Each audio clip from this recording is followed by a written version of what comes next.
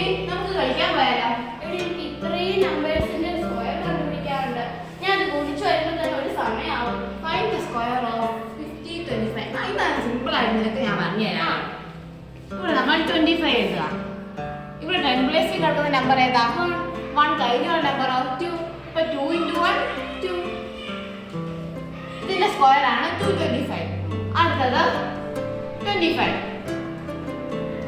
നമ്മൾ 25 എഴുതുക. ഇവിടെ 10 പ്ലേസിൽ കിടക്കുന്ന നമ്പർ ഏതാ? 2 കഴിഞ്ഞുള്ളതോ? 3.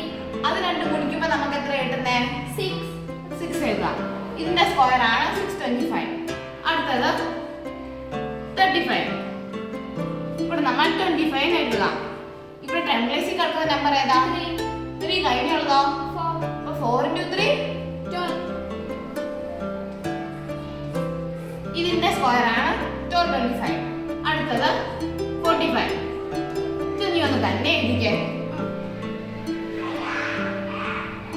ആദ്യം ഞാനിവിടെ 25 എഴുതി. 10th പ്ലേസിൽ കിടക്കുന്നത് 4 ആണ്. 4 കഴിഞ്ഞുള്ള സംഖ്യ 5 ആണ്. അപ്പൊ 5 × 4 20. Very good. അങ്ങനെയാണെങ്കിൽ നീ ഒന്ന് 75 എഴുതിക്കേ.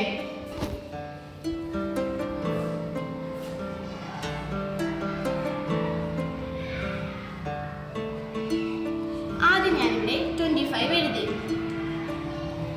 10th പ്ലേസിൽ കിടക്കുന്നത് 7 ആണ്. 7 കഴിഞ്ഞുള്ള സംഖ്യ 8 ആണ്.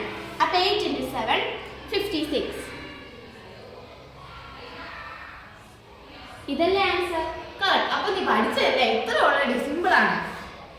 എങ്കിൽ നമുക്ക് വേഗം കളിക്കാൻ പോവാം.